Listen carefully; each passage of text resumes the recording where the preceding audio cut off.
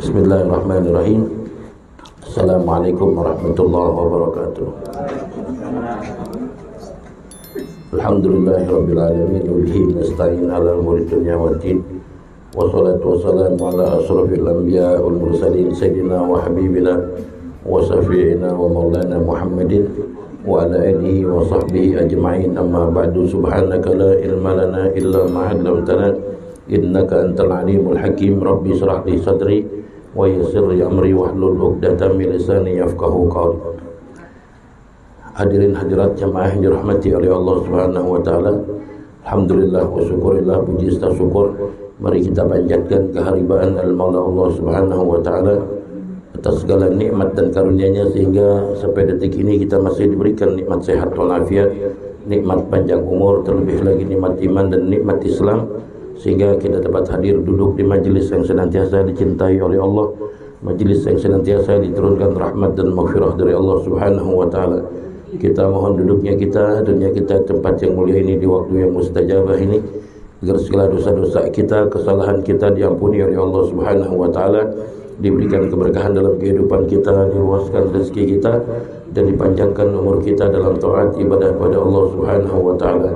Untuk itu marilah kita awali talim kita dibaca suratul Fatihah.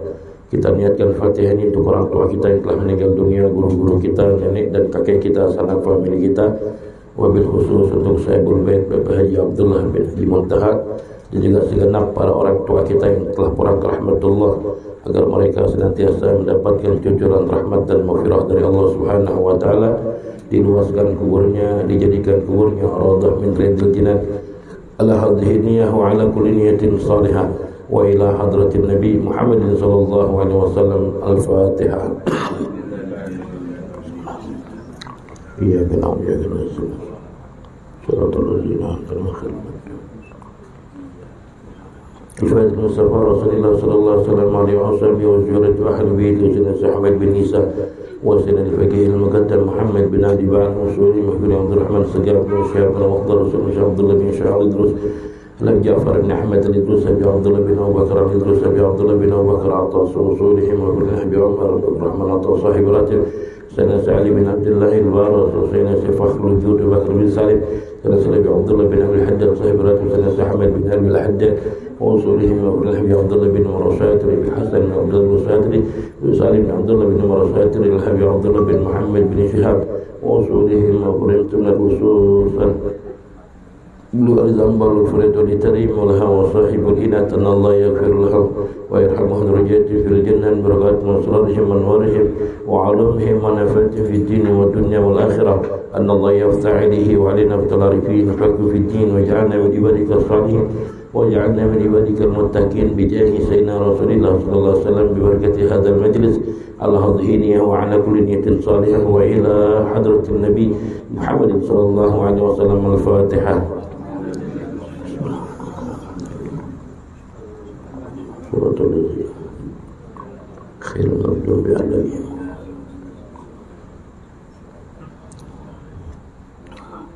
Bismillahirrahmanirrahim. Kita lanjutkan bacaan kitab kita, kitab fikih kita, halaman berapa? 89.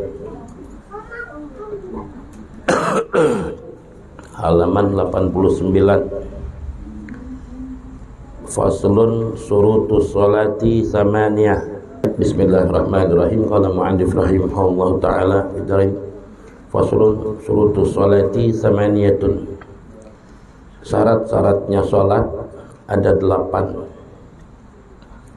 Al-makna anna syuruta sihhati salati samaniyatun wa sata'lamu mimma yati annaha aksar. Sesungguhnya syarat-syarat sahnya salat itu 8. Ya, nanti akan kita ketahui sesungguhnya banyak dari antara daripada syarat-syarat. Ada syarat sahnya salat, ada syarat wajibnya salat nanti. Amma syurutul wujub, adapun syarat-syarat wajibnya salat, fasittatun, itu ada 6. Ada syarat sah, ada syarat wajib. Kalau syarat sah ada 8, Kalau syarat wajibnya ada 6. Yang pertama adalah al-Islam. Syarat wajibnya orang melaksanakan ibadah sholat, itu syarat yang pertama adalah al-Islam, beragama Islam. Kharaja bihi al-kafir, dikecualikan orang kafir. Yang kedua adalah al-bulugh, ya, at-taklif, ya, balik dan berakal.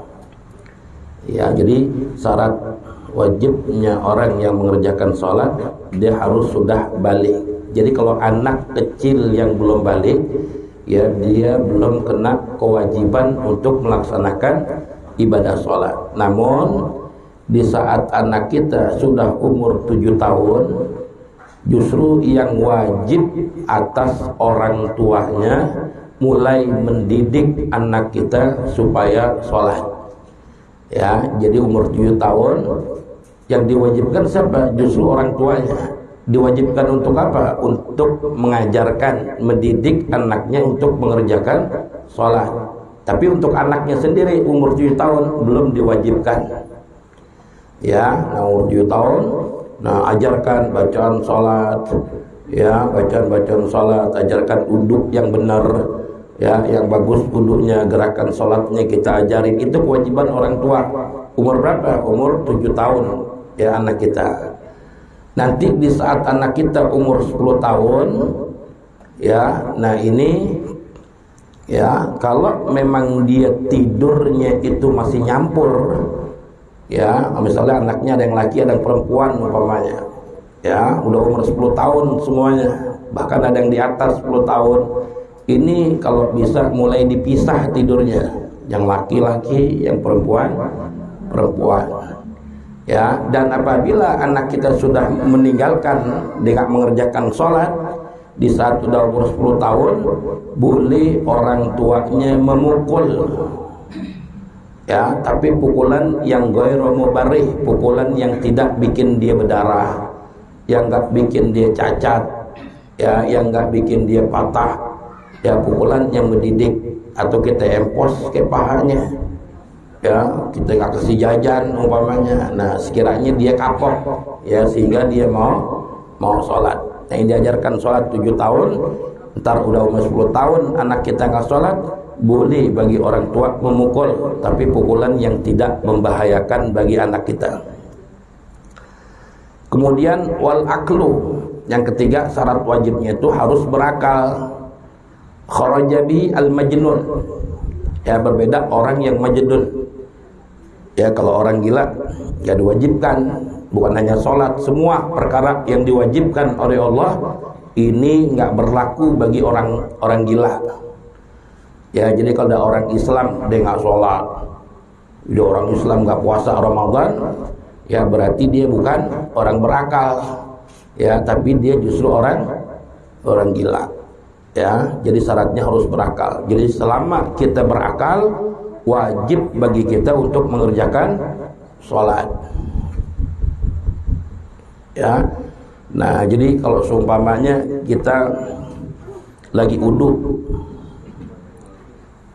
kemudian jatuh di kamar mandi nggak sadar, ya, nggak sadarkan diri, ya, ketika sadar sampai berapa hari? 2 hari sampai 3 hari dia nggak sadar. Sadar-sadar hari keempat udah di rumah sakit, ya, sembuh dan hari keempat sadar dia normal lagi. Apakah 3 hari yang dia nggak sholat ini wajib diqodho atau tidak? Tadi zuhur dia jatuh di kamar mandi nggak sadar, sampai gini hari nggak sadar, sampai besok nggak sadar, dapat 3 hari baru sadar. Nah, ketika sadar, waktu yang 2 hari dia nggak sholat ini wajib nggak qodho bagi dia? Nggak wajib bagi dia. Ya, yang wajibnya kapan? Yang ketika dia jatuh. Umpamanya zuhur kan jam 12, dia mulai sholat, dia uduk buat sholat zuhur setengah 1 dia ke kamar mandi, uduk jatuh, ya, nggak sadarkan diri. Nah, ketika dia sadar, dia wajib qodho zuhurnya doang, ya, qodho zuhurnya doang yang pas dia jatuh tuh. Karena apa? Karena ketika hilang akalnya udah masuk waktu zuhur. Ya, udah masuk waktu zuhur. Ya, kecuali dia uduknya dari setengah 12 udah uduk umpamanya, jatuh kamar mandi nggak sadar 3 hari. Ya, nah ini nggak wajib bagi dia kodok tuh. Ya, kenapa? Sebab dia ketika nggak sadar belum masuk waktu zuhur. Ya, itu namanya masalah fikihnya adalah tulu'ul mani, datangnya pencegahan ketika itu. Ya, jadi selama kita di rumah sakit seminggu nggak sadar, ketika hari ke-8 kita sadar, ini yang 7 hari ini nggak wajib kita mengkodok. Ya, yang wajib kodok pas lihat jatuhnya kapan gitu tuh. Udah masuk sholat zuhur belum? Kalau udah masuk sholat zuhur kita belum sholat keburu jatuh, nah zuhurnya doang yang dikodokin. Ya, nah itu namanya tulu'ul mani dalam istilah fikih. Kemudian yang keempat, ya, wan naqa'u minal haidi wan nifas, itu suci atau bersih daripada haid dan nifas. Ya, jadi tidak diwajibkan bagi perempuan yang haid dan perempuan yang nifas untuk mengerjakan sholat. Ya, sholat, puasa. Ya, nah ini tidak diperbolehkan ya bagi perempuan yang haid dan nifas. Ya. Kemudian yang kelima, wa bulughud dakwah, ya, sampainya dakwah. Kita tinggal di tengah hutan, pedalaman. Jarang kiai ustadz yang dakwahnya sampai kampung tersebut umpamanya. Ya, puluhan tahun nggak ada ulama yang masuk ke kampung dia, sehingga dia nggak mengenal Islam. Ya, dia tahu Islam tapi cara ibadahnya, ritualnya nggak tahu seperti apa. Nggak wajib bagi dia untuk ibadah kepada Allah, nggak wajib bagi dia sholat. Di sana ada handphone, listrik juga nggak masuk umpamanya. Ya, nah ini nggak wajib. Sebab kenapa nggak diwajibkan? Karena belum sampainya dakwah ke tempat itu. Ya, kalau ada ulama yang dulu-dulunya pernah dakwah di tempat itu, bahkan ulama-ulama sekarang udah masuk ke kampung itu, ya udah dakwah di situ, ya, tapi nggak mau sholat juga orang kampung tersebut, nah baru. Ya, nah sebab ketika dakwah sampai masuk ke kampung itu sudah diwajibkan bagi orang tersebut untuk melaksanakan sholat. Tapi kalau dakwahnya nggak masuk ke situ, dia orang kampung itu nggak ada handphone, nggak ada TV, wala lampu listrik belum masuk. Nah ini harus ada orang yang sampai dakwahnya ke tempat itu. Kemudian syarat wajibnya sholat juga adalah wasalamatul hawas. Ya, artinya orang ini nggak cacat, ya, bisu wala tuli, kuping nggak dengar, ya, bisu, mata buta, wajib nggak sholat bagi orang yang begini? Hah? Dia mau kita ajarin matanya nggak ngelihat, kita mau ejain dia nggak dengar kupingnya. Hah? Nggak wajib bagi dia ibadah. Ya, nggak wajib bagi dia ibadah. Ya, makanya dia harus selamat, salamatul hawas. Ya, kondisi fisiknya itu, ya, kalau cuma masalahnya matanya nggak ngelihat, cuma kupingnya dengar masih bisa. Ya, atau kupingnya nggak dengar, cuma matanya ngelihat, ya masih bisa. Dia ngelihat orang depannya, mungkin dia belajar pakai huruf apaan tuh. Nah, masih bisa. Tapi kalau matanya nggak ngelihat, kupingnya budak, repot tuh deh. Ya, apa yang mau ditiru? Ya, nggak ada yang bisa dilihat, nggak ada yang bisa didengar. Nah, ini nggak wajib bagi dia untuk mengerjakan sholat ibadah kepada Allah Subhanahu Wa Taala. Ini syarat wajibnya. Ya, jadi syarat wajibnya sholat itu ada 6. Jadi yang pertama yang diwajibkan adalah ya Islam. Kemudian yang kedua adalah balik. Yang ketiga adalah berakal. Kemudian yang keempat adalah bersih daripada haid dan nifas. Ya, kemudian yang kelima adalah bulughud dakwah, sampainya dakwah masuk ke kampungnya. Kemudian yang keenam salamatul hawas, ya fisiknya normal. Ya, dari aib, dari cacat. Ya. Nah, itu syarat wajibnya. Kemudian kita masuk ke pelajaran kita, yaitu syarat ya syurutus shalah samaniyah. Yang pertama adalah taharatu hadatsain. Ya, harus suci daripada 2 hadas. Baik hadas kecil maupun hadas besar. Al-makna annal awal min suruti sihhati salati. Sesungguhnya yang pertama daripada syarat-syarat sahnya salat, kaunul musalli tahiran minal hadatsaini asghar wal akbar. Yaitu adanya orang yang mengerjakan ibadah salat, ya. Nah, dia harus suci daripada dua hadas, minal hadatsaini, baik itu hadas kecil maupun hadas besar. Wa bima'in aw turabin bisyartihi, baik dia menghilangkan hadas kecilnya atau hadas besarnya dengan air, aw turabin atau dengan tayamum, dengan debu. Ya. Nah, jadi orang yang salat itu harus suci daripada dua hadas, baik kecil maupun hadas besar, baik dia bersucinya menggunakan air atau dia bersucinya menggunakan debu. Bisyartihi, dengan syarat-syaratnya.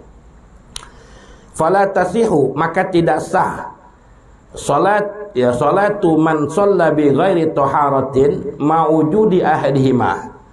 Ya, maka tidak sah salatnya seseorang apabila orang tersebut salatnya tanpa bersuci.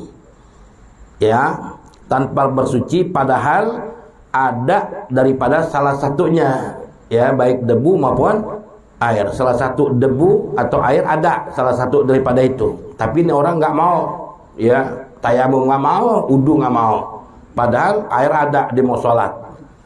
Ya, air nggak ada, debu ada umpamanya, salah satu daripada dua itu. Ya, nah ini tidak sah orang yang sholat tanpa bersuci. Ya, summa ingkana amidan, ya, summa ingkana amidan aliman.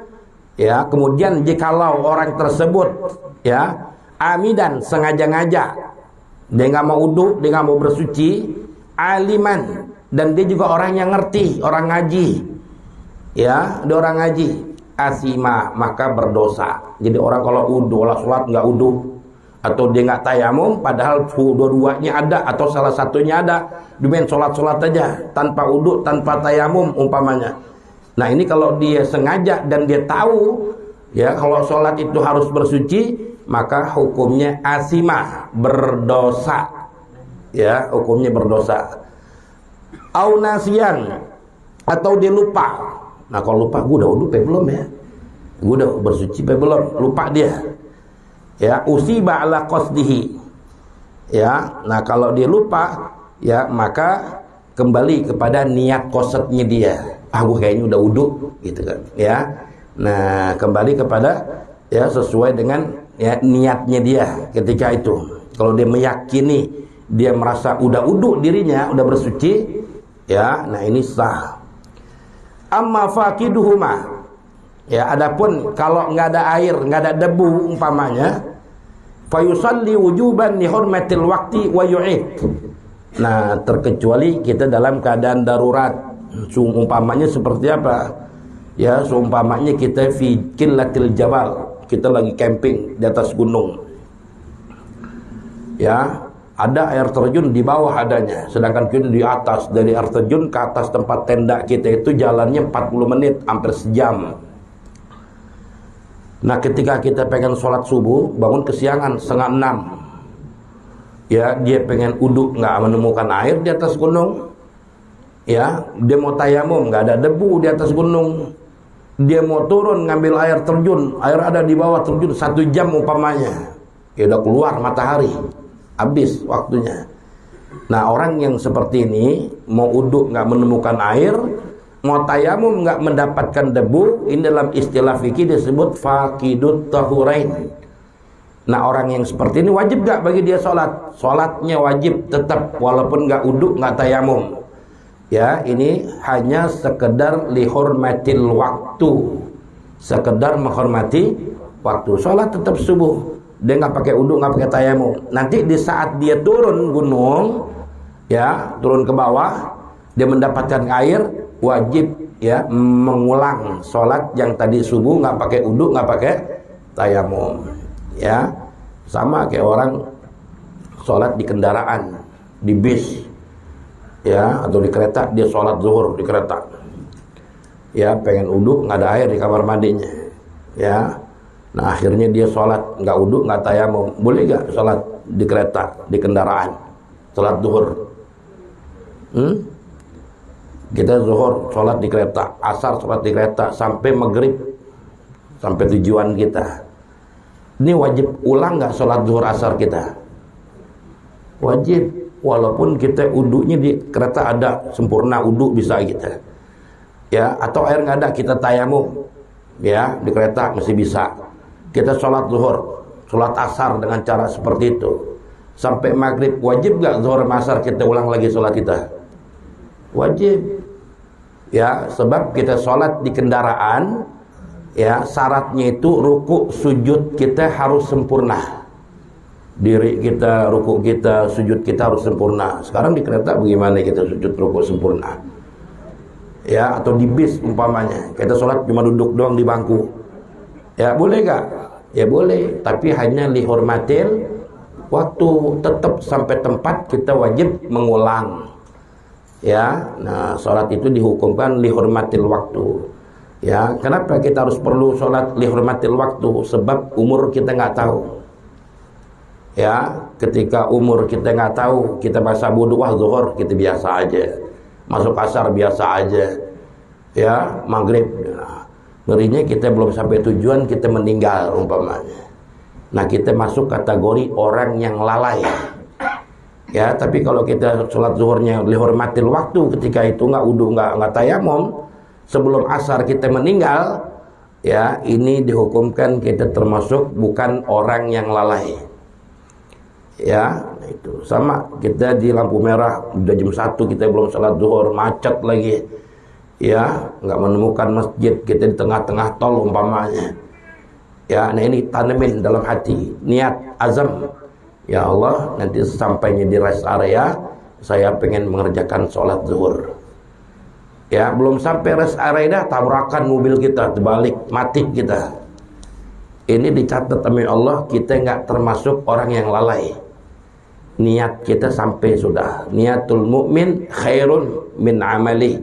Niatnya orang yang beriman itu lebih baik daripada pekerjaannya. Sebab kita sudah niat sholat, ya, tapi ajal kita sampai sebelum kita melakukan sholat tersebut. Makanya ketika kita darurat di satu tempat yang nggak mungkin kita sholat, niat yang penting dalam hati, ya Allah, sesampainya saya di tempat saya mau sholat. Ya, harus tanamin azam dalam hati. Ya, usiba ala qasdi amma faqiduhuma fa yusalli wujuban li hurmatil waqti wa yu'id. Ya. Itu yang pertama. Kemudian yang kedua, syarat sahnya salat at-taharatu anin najasati fi thawbi wal badani wal makan. Ya, syarat yang kedua harus suci daripada najis fi thawbi, yaitu di pakaian kita yang kita pakai salat, wal badani, ya, dan di badan kita yang di badan, wal makan, dan tempat yang kita pakai untuk sholat. Ini tiga ini harus suci. Al-mana an-nasani, sesungguhnya yang kedua, min suruti sihhati sholat, ya, yang kedua daripada syarat-syarat sahnya sholat, taharatu anin najasati ghairi ma'fu anha fi thawbil musalli wa nahwi min mahmudihi aw mulakin li mahmudihi. Ya, jadi harus suci daripada najis, ya, yang tidak dimaaf. Ya, yang tidak dimaaf fi thawbil musalli, di pakaiannya orang yang sholat. Kemarin kan kita pernah bahas, ada najis yang dimaaf, ada najis yang tidak dimaaf. Ya, ada najis yang dimaaf di pakaian, enggak dimaaf di air. Ya, air. Ya, laler masuk di teh kita, muter-muter mati. Najis juga tuh air. Boleh gak kita minum teh kita ada lalernya 5? Hah? Boleh gak? Ada air lalernya 5.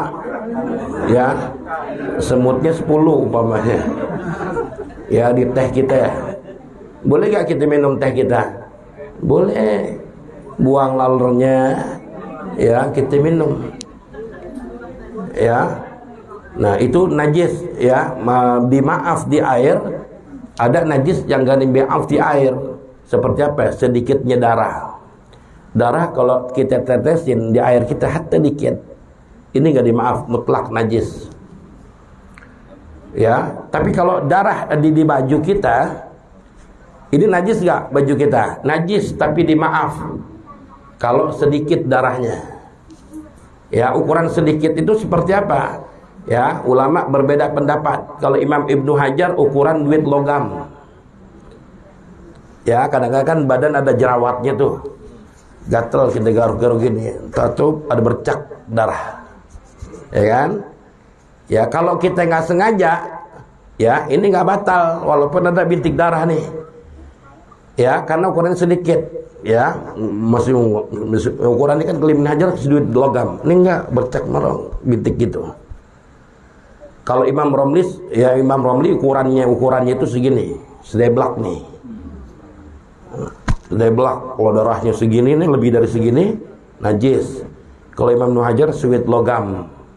Jadi kalau ada bintik darah di baju kita dan kita nggak tahu darah siapa itu, ya ini najis tapi dimaaf.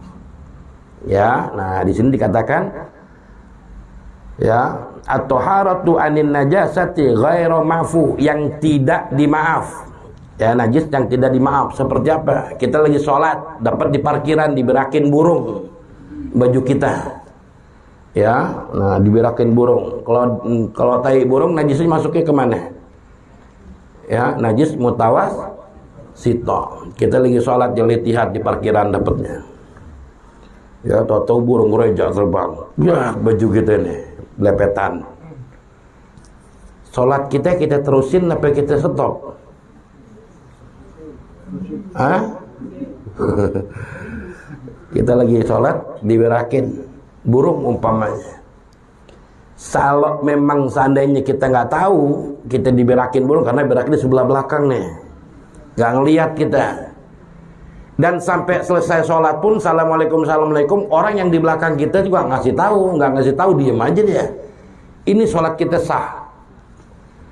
Tapi seandainya kita habis sholat dikasih tahu, bang baju inti tuh diberakin burung tuh lagi sholat. Nah ini wajib kita ulang sholat kita.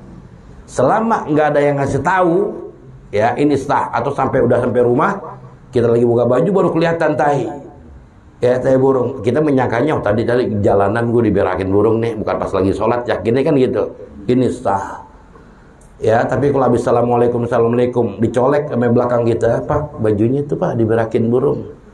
Nah ini wajib kita ulang sholat kita. Ya, nah wajib kita ulang. Nah atau ya di pakaian musalli wan nahwi min mahmulihi au mulakin li mahmulihi. Kayak kita umpamanya pakai sorban. Aneh pakai sorban nih. Baju aneh suci, bersih, nggak ada najisnya. Cuma sorban aneh kemarin dikencingin kucing. Aneh pakai nih. Sah gak sholatannya? Nggak sah. Atau baju aneh suci, sorban aneh suci, lagi sholat diberakin burung, sorban aneh nggak kena baju, tapi kena sorbannya. Sah gak sholatannya? Nggak sah juga. Aneh sholat membawa sesuatu yang ada najisnya. Kalau seumpamanya ya aneh lagi sholat, atau diberakin pas depan, aneh ngelihat, sholat kita sah gak? Bisa sah, bisa enggak. Kalau kita sholat kita mau sah, ini buang sorban kita. Tapi buangnya jangan ada unsur mahmul, unsur ngangkat. Kalau kita buang gini, kita angkat kan gila kan nih. Ini nggak sah. Ya, terus bagaimana cara buang sorbannya? Ya, misalkan kita gini, tepak gini nih. Nggak ada unsur ngangkat. Tapi lihat juga kalau sebelah kita ada orang ya kan. Ya, kalau kata dia ntar kalau sebelah kita kosong nggak apa-apa kita buang ini, lempar. Ya, nah tapi kalau umpamanya ada orang, nah bahaya juga. Ya, mendingan kita batalin diri kita. Sebab kenapa? Emang sholat kita terusin nggak sah juga, batal. Ya sebab ya kita baju kita suci, tapi kita membawa sesuatu yang terkena najis. Ya, nah itu mahmul. Ya, mulaki li mahmulihi. Ya, fi saub wal badan wa tahara fil badani. Ya, wa taharatu fi badanihi wa minhu. Ya, wa minhu badanu wa minhu batinul ain wal fam wal anf. Nah, yang termasuk harus suci badan kita dari najis, ya, diantaranya apa? Batinul ain, nih, belek kita, ya, terutama subuh kalau kita mau wudu bersihin dulu nih belek kita, mata kita bersihin belek-beleknya kalau subuh, sebab ini termasuk batinul ain, ya, najis yang ada di badan kita. Kemudian, ya, al-fam, iler. Ya, nah kemarin kan iler ada dua tuh, ada iler yang najis, ada yang nggak najis. Iler yang najis gimana? Orang yang tidurnya nggak pakai bantal. Orang kalau tidur nggak pakai bantal, kemungkinan besar iler yang keluar itu najis. Kenapa? Karena dari perut. Orang kalau nggak pakai bantal kan perutnya lebih tinggi daripada kepala kita. Ya, perut kita lebih tinggi. Akhirnya itu iler jalan tuh dari perut ke mulut kita. Ya, makanya keluarnya warnanya lain, agak kuning-kuning. Kalau kena baju kos dalam kita atau bantal kita tuh, ya, atau apaan, berceplak tuh, ada petanya kuning. Nah, itu dari iler yang dari perut. Makanya di masjid ditulis dilarang tidur di masjid tuh, dilarang tidur di musola. Kalau nggak pakai bantal, akhirnya ilernya kena karpet. Itu yang iler yang dari perut tuh, warnanya agak kekuning-kuningan, baunya kayak durian montong. Itu dia, ya. Nah, kalau iler yang nggak najis dari mulut, orang yang tidurnya pakai bantal lebih tinggi palanya. Ya, lebih tinggi palanya, biasanya ilernya dari mulut doang tuh keluar, nggak dari perut. Dan dia bening, ya, ilernya bening. Sama aja kayak kita tidur duduk ngiler, ya begitu deh, ya, ilernya bening. Tapi kalau yang dari perut agak kekuning-kuningan, baunya enak, ya. Nah, itu bersihin. Jadi belek kita, bekas iler kita yang di pipi kita bersihin dulu, ya, sebab dikhawatirkan iler yang keluar itu iler yang najis, ya. Wal anfi itu nih ingus, ya, bersihin dulu, ya. Nah, wa tahara fi makanihi alladhi, ya, yulaki banadahu aw mahmulahu. Ya, yang ketiga syaratnya juga bukan hanya pakaian harus bersih, ya, bukan sesuatu yang kita bawa, ya, sorban atau suci harus suci, kemudian anggota badan kita juga harus suci, ya. Yang ketiga adalah tempat sholat kita, itu pun harus suci, ya, keseluruhannya itu. Alladzi yulaki badanahu aw ma'mulahu. Jadi apa yang kita bawa, yang kita pakai, yang kita bawa dalam sholat, ya, semuanya, dan tempatnya juga pun yang kita bawa, sejadah umpamanya buat alasan, sejadahnya juga harus suci. Kalau peci kita suci, sorban kita suci, baju kita suci, sejadahnya, ya, dikencingin anak kita umpamanya, lupa, ya. Nah, ini juga, ya, jadi harus tiga-tiganya harus suci, ya. Yang berbeda kalau umpamanya kita lagi sholat, anak kita dudukin kita, batal gak sholat kita? Anak kita kecil, pakai pampers sih, pakai pampers. Kita lagi tasahud awal, diduduk di pangkuan kita, pangkuan ibunya atau bapaknya, sah gak sholat kita? Ya, ini pun juga nggak sah. Kita lagi tasawuf awal, anak kita nih yang ke perempuan atau yang laki, dia duduk nih di paha kita lagi tasawuf, dia pakai pampers, ini nggak sah sholat kita. Ini dihukumkan kita sholat bawa sesuatu yang ada najisnya di pampers tuh, ya, nggak boleh. Ya, sekalipun Sayyidina Hasan Husain pernah, ya, ketika Rasulullah lagi sujud dinaikin, itu dalam riwayat Hasan Husain itu sudah disunat dari kecil dan nggak pakai pampers, ya, mereka. Nah, kalau anak kita walaupun belum disunat pakai pampers, tapi kan di pampers ada kencingnya, Nah itu yang membuat kita batal sholat kita kalau kita di anak kita mangku ya, di paha kita lagi tasawuf atau lagi sujud kita dinaikin umpamanya anak kita ya, nah dia pakai pempes, nah ini batal, dihukumkan kita membawa najis. Atau masalah habal juga sama ya, pernah juga kita bahas dulu. Aneh kerjaannya satpam, jagain rumah orang kaya, ada anjingnya gede.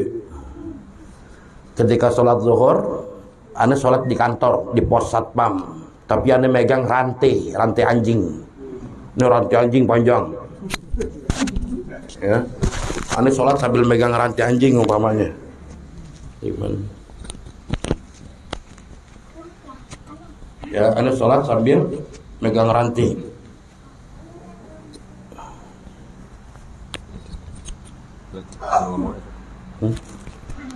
Nah, Allahu Akbar.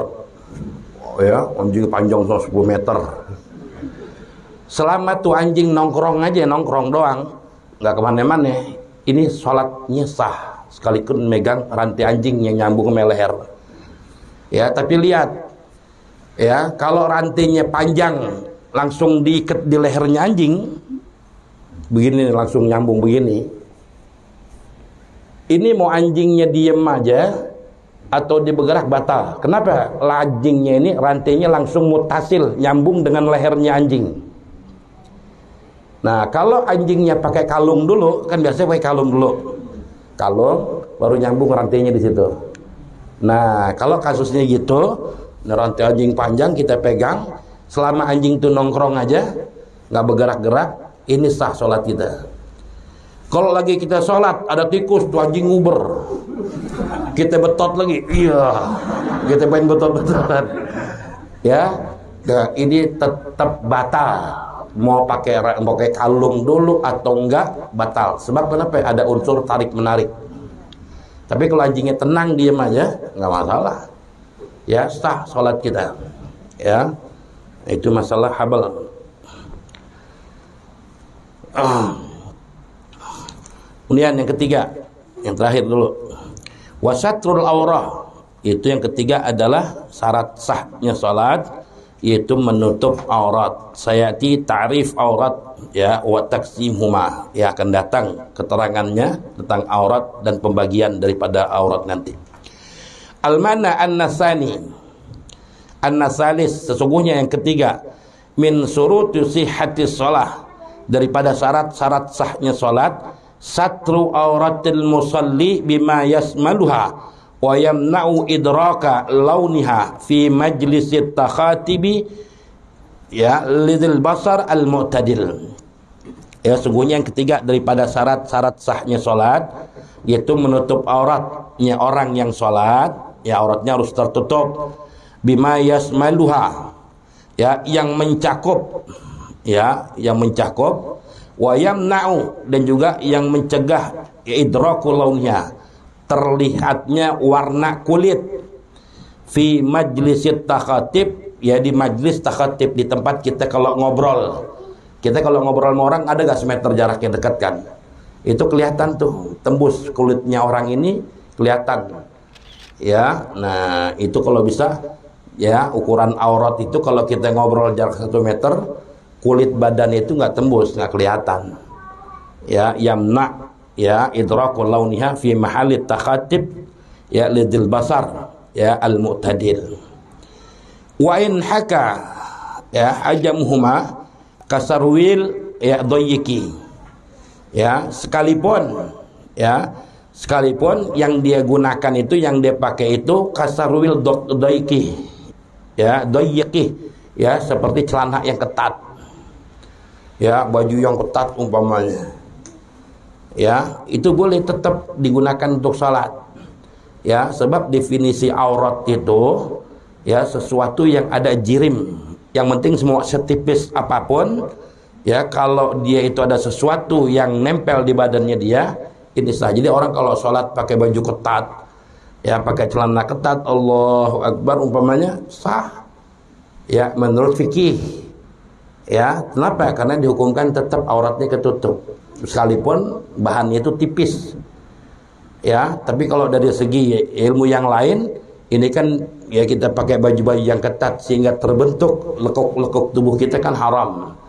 Kalau menurut ulama tasawuf. Tapi kalau fikih secara hukum, ya selama itu orang laki pakai baju ketat, orang laki pakai celana ketat, ya selama dia menutupi aurat baina surah war rukbah, ini sah salatnya dia.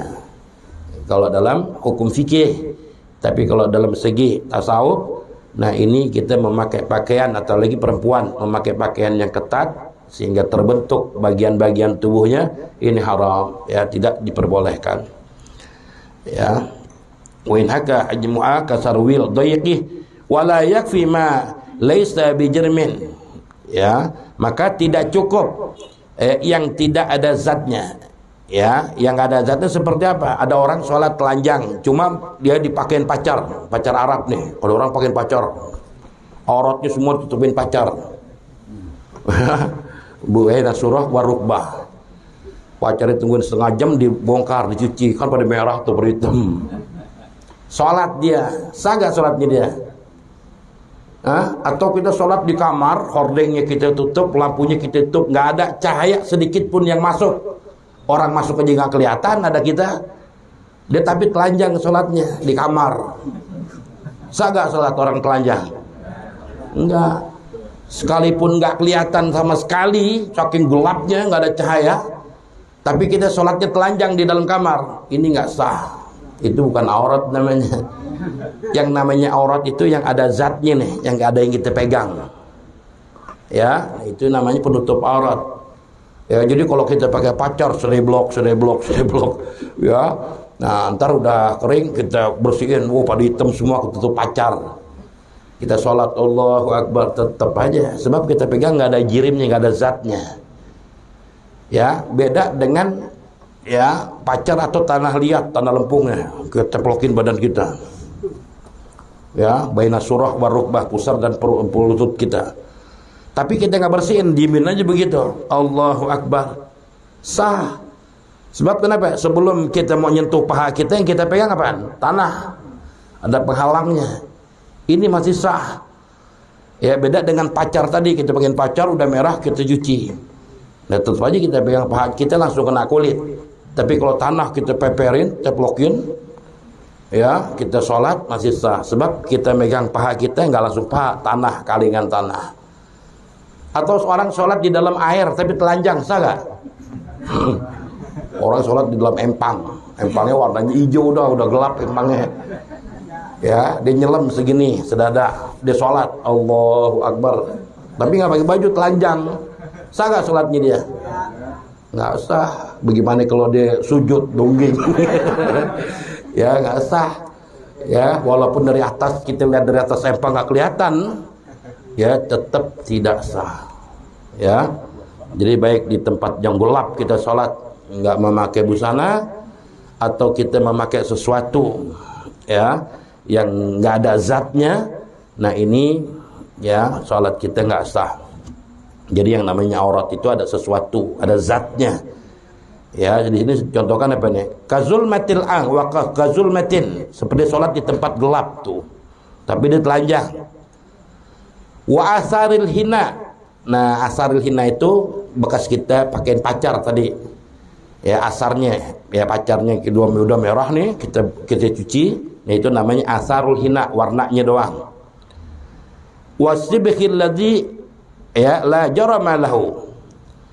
Ya, nah atau ya yang namanya sibkhil ladzi la jarama lahu itu sesuatu yang tidak ada jirimnya. Ya, sesuatu yang bisa nutupin aurat kita tapi nggak ada jirim, yang ada zatnya. Fa illam yajid ma yasturu jami'aha, ya maka jikalau tidak menemukan sesuatu yasturu jami'aha yang dapat menutupi keseluruhannya, ya qaddama sawati, maka dahulukan kubul amedubur. Ya, kita lagi mandi di kali atau jadi kali, baju kita nganyut, ya kan, gitu akhirnya telanjang nih, nggak ada sesuatu yang bisa nutupin. Kita cari deh kemana-mana itu, ada baju, ada kainan kita dapat sedikitnya, nggak bisa nutupin semuanya. cuma bisa nutupin kubul ame dubur doang. Kayak Tarzan. Ya udah itu doang kita tutupin. Ya kalau bisanya itu doang yang kita tutupin. Ya. Nah, di sini katakan tuh, fa illam yajid ma yastru jami'aha bihi. Qaddama sau'ati dulukan kubul ame dubur. Kalau seandainya kubul ame dubur enggak cukup juga, enggak cukup. Duluin mana? Kubul yang kita tutup apa dubur kita yang kita tutup? Ada bahan kecil banget dikit. Kalau kita tutup dua-duanya nggak dapat. tutup belakangnya pada depan kita. Ya, nah, qad wasawad summa qubuluhu. Ya, maka yang kita tutup kubul. Ya, kubul yang depan. Yarin belakang ngablak nggak beda. Yang depan kita tutup, orang bisa nyentuh doang. Fa illam yajid, nggak cukup juga umpamanya. Atau ya dikilbat segini, bahan segini nutupin apa? Ya. Fa illam yajid say'an, enggak bisa menutupin sesuatu. Sholat arian, maka sholat kita telanjang. Tuh, jadi kita sholat boleh dalam keadaan telanjang kalau udah mepet kayak begini nih. Ya, sarung enggak ada, bahan enggak ada, enggak nemuin apa-apa, daun pisang susah nyarinya. Ya. Nah, akhirnya dia boleh baru sholat shalla arian, dia sholat dalam keadaan telanjang, wala i'ada alaih, dan tidak wajib mengulang. Tuh udah sholat telanjang, akhirnya jalan ngindik-ngindik masuk rumah warga, ya dapat itu baju, wajib gak ulang sholatnya dia? Wala i'adah, gak wajib mengulang sholat yang tadi dikerjakan telanjang tadi itu. Ya, nah itu jadi urutannya seperti itu. Ya, jadi syarat yang ketiga, syarat sahnya adalah satrul aurat. Aurat laki-laki baina surah war rukbah. Ya, antara pusar sampai lutut, baik di dalam sholat maupun di luar sholat. Orang laki di luar sholat pun juga sama, auratnya baina surah war rukbah. Ya, boleh main tenis meja, pakai training, pakai celana yang di bawah dengkul, pakai pangsi boleh. Ya, main bulu tangkis boleh, sehat, tapi jangan pakai celananya sepaha gini nih. Ya, auratnya laki kelihatan. Ya, laki sama laki juga sama haram. Anda ngelihat auratnya Bang Udin umpamanya, sama haram. Ya, bukan anda ngelihat paha perempuan aja, hatta laki dengan laki, ya dia ngelihat paha aja sama haram hukumnya. Ya, jadi jarang laki boleh pakai celana pendek cuma di bawah dengkul. Ya, jangan sampai di atas dengkul. Itu kalau kelihatan dosa, kita ngelihat haram. Ya, nah kalau perempuan auratnya semua, ya jami'ul badan illal wajhah wal kafain. Orang perempuan itu baik di luar sholat maupun di dalam sholat, auratnya itu jami'ul badan, seluruh anggota badannya dia aurat, terkecuali yang boleh kelihatan wajah dan telapak tangan. Bahkan Imam Syafi'i mengatakan wajah harus ditutup. Imam Syafi'i. Ya, jadi kalau kita mazhab Imam Syafi'i udah pakai cadar perempuan. Ya.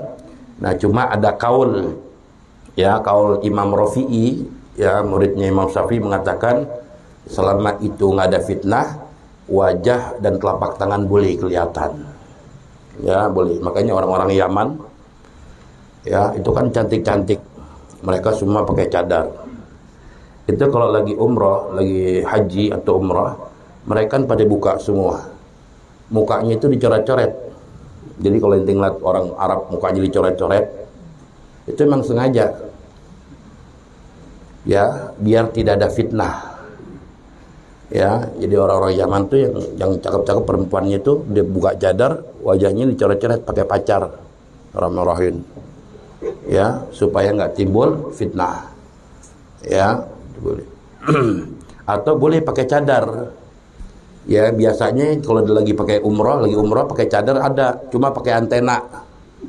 Jadi pakai cadarnya nggak begini, nggak nempel di kulit, begini nih, kasih antena segini nih. Ya, sebabkan salah satu syaratnya itu kan nggak boleh kelihatan, nggak boleh tertutup wajah dan telapak. Lagi kita umrah, ya kan, lagi bikin haji itu nggak boleh. Kalau orang laki nggak boleh tutup pala, orang perempuan nggak boleh wajahnya tertutup. Mereka tetap pakai cadar, tapi pakai antena begini nih. Ya, jadi nggak nempel di wajah. Ada juga memang dibuka tapi wajahnya dicoret-coret biasanya. Itu tradisi Yaman tuh. Ya, kebanyakan orang-orang Yaman perempuannya kalau mereka melaksanakan haji, ya, kalau kita ngeliat perempuan dicoret-coret wajahnya itu Yaman kebanyakan. Ya, untuk menghindari fitnah tujuannya. Nggak apa-apa. Ya, silakan. Sampai dulu ada mau tanyain.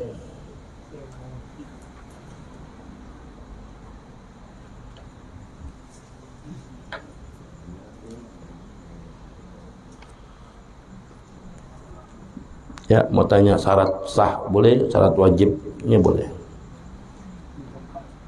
Itu kan tadi dalam sholat, kalau dalam megang wudhu gitu, kita udah wudhu nih, udah wudhu lah. Gendong anak kecil yang megang pempes itu tetap wudhunya batal. Ya, kalau kita udah wudhu pengen sholat ke musola, anak kita nangis minta gendong, kita gendong biar nggak nangis pakai pempes. Ini wudhu kita batal gak? Enggak, wudhu kita nggak batal. Sebab kita kan lagi nggak sholat. Ya, yang batal itu kalau kita sholat membawa sesuatu yang ada najisnya. Kalau lagi sholat, kalau lagi nggak sholat kita gendong, kita punya wudhu, nggak batal wudhu kita. Tapi di saat kita sholat, anak kita dudukin kita, ya, nah ini batal. Ya, jadi beda kalau di luar sholat nggak batal. Ya, nggak batal. Batalnya itu di dalam sholat. Ya, silakan. Kalau kita lagi sholat, udah selesai, ada gatal garuk-garuk, keluar darah dikit, boleh nggak? Kalau lagi selesai sholat, ya. Kalau lagi udah selesai sholat, kita gatel, ya, ada yang berdarah deh, ya, ini boleh nggak? Itu nggak batal. Sholat itu selesai, sholat itu selesai. Nah, yang jadi masalah, mau kena kita kena. Kalau sholat kita udah selesai, kita garuk, kita berdarah, udah sah sholat kita. Yang jadi masalah, mau kena kita kena darah nih. Kita kan garuknya sengaja berarti. Toto berdarah, mau kena kita. Nah, mau kena kita najis nih, gak dimaaf tuh.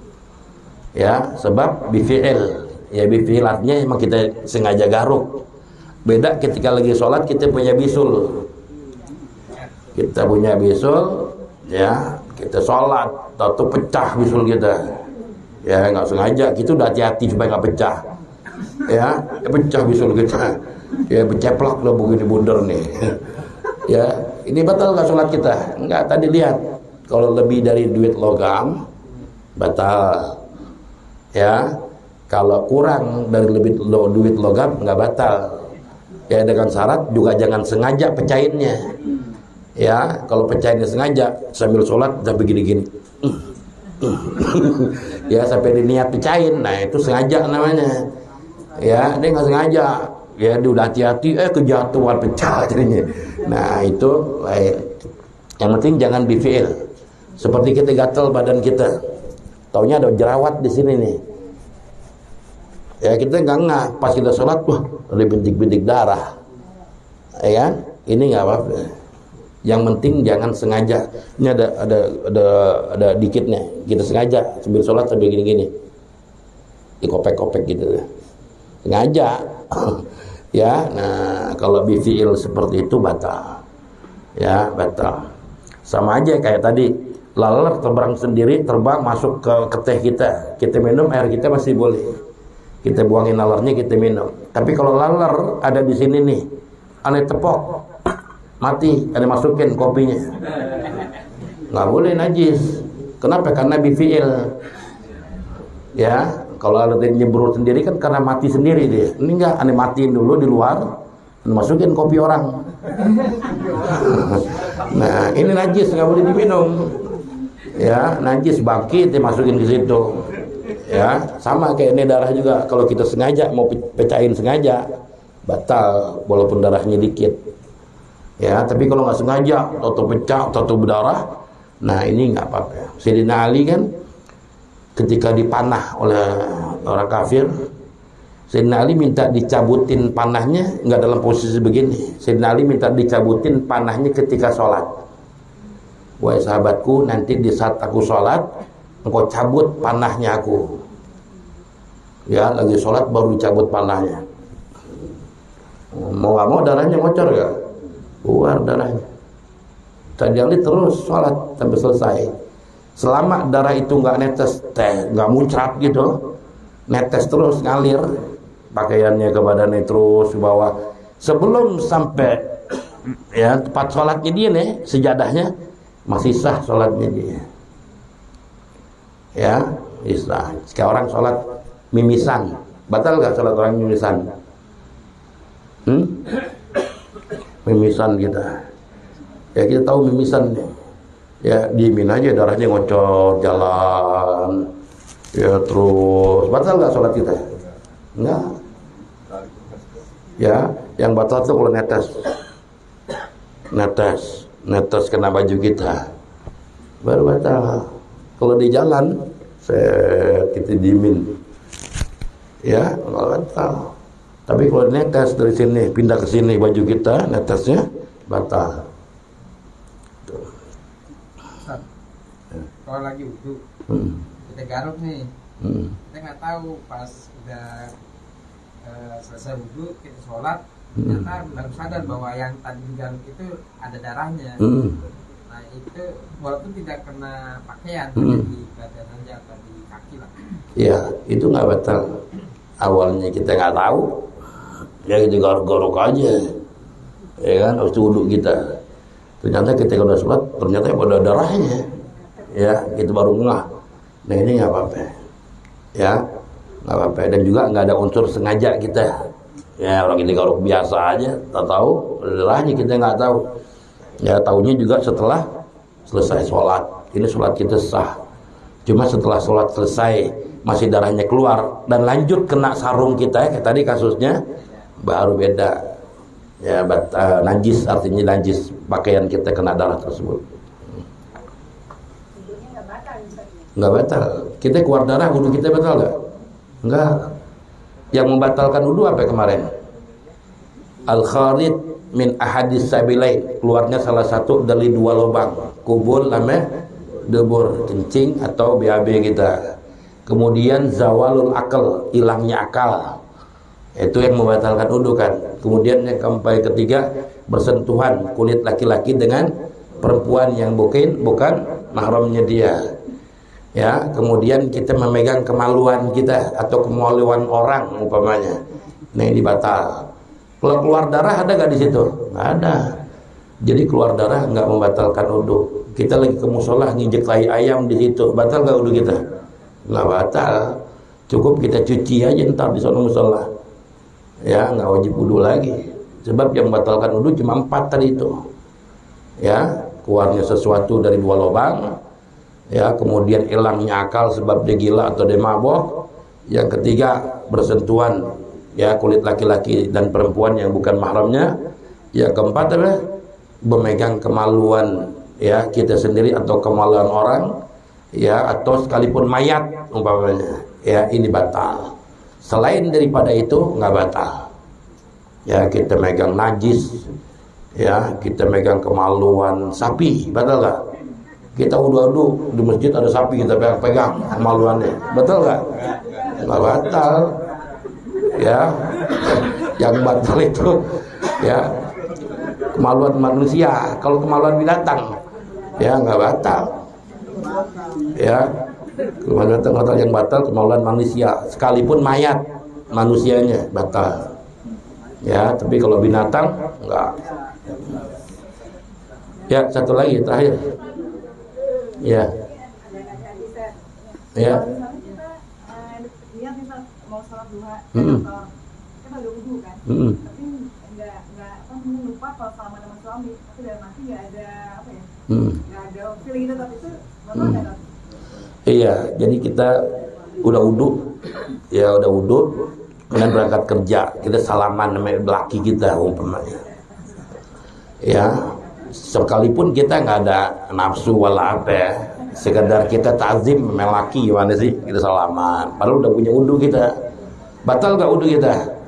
Tetap batal. Ya mau nafsu ke, nggak nafsu ke.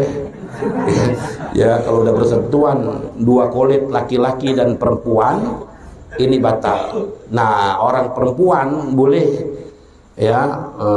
memegang sesuatu laki nggak batal, dan orang laki nggak apa-apa megang sesuatu perempuan sekalipun punya wudu nggak batal. Cuma berapa anggota? Yang pertama rambut. Ya, Bang, ane mau berangkat kerja, Bang, pala laki kita lulus.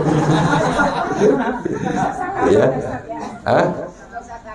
Iya, nggak usah salaman, kita suruh nunduk laki kita lulus, kita cium rambutnya, nggak apa-apa, nggak batal. Yang kedua, kalau mau salaman jangan pegang kulitnya, kukunya. Mana Bang kukunya, Bang? Kita pegang kukunya. Ya, nggak batal, sebab dia bukan kulit. Atau suruh nyengir laki kita, Bang nyengir Bang, giginya kita pegang. Ya, nah ini nggak batal. Ya, jadi 3 anggota tuh, rambut yang bukan termasuk kulit ya, rambut, gigi, kuku. Sebagian ulama mengatakan nambahin 1 mata. Kalau mata susah dah. Ya, mata susah. Nah itu. Ya. Jadi kalau kita mau salaman sama laki kita menjang wudu, paling enggak salesin. Ya, salesin enggak apa-apa. Ya, kalau langsung tetap batal. Oh, kan kita udah laki bini udah sah. Iya, walaupun laki bini, kita statusnya laki bini, tetap status ini itu orang lain. Ya, sedangkan adanya akad nikah itu untuk mengesahkan ketika kita berhubungan itu halal, nggak masuk di dalam bab wudu. Kalau urusan bab wudu, status istri itu orang lain, tetap orang lain. Ya, itu. Wallahu a'lam bishawab. Al-Fatihah.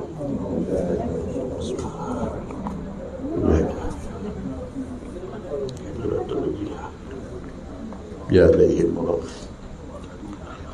وفانا كريم يا ارحم الراحمين بحق الفاتحه بسر الفاتحه بكرامه الفاتحه طلنا ابواب النعمه وابواب البركه وابواب الصحه وابواب السلامه وابواب التوفيق والهدايه. اللهم ارزقنا فهم النبيين وحفظ المرسلين وهم الملائكه المقربين. اللهم افتح عليه وعلينا افتح العارفين فاكن في الدين وجعلنا واولادنا وذريتنا وتلاميذنا ايمانا بك وتصديقا بكتابك وسنه نبيك محمد صلى الله عليه وسلم. اللهم يا كافي البلاء اكفنا البلاء قبل النزول من السماء. يا الله يا الله يا الله يا الله يا الله يا الله يا الله. اللهم يا كافي البلاء اكفنا البلاء قبل النزول من السماء. يا الله يا الله يا الله يا الله يا الله يا الله يا الله. اللهم يا كافي البلاء اكفنا البلاء قبل النزول من السماء. يا الله يا الله يا الله يا الله يا الله يا الله يا الله. دوام فيها سبحانك اللهم وتحية فيها سلام وآخر دعوانا الحمد لله رب العالمين. والسلام عليكم ورحمة الله وبركاته.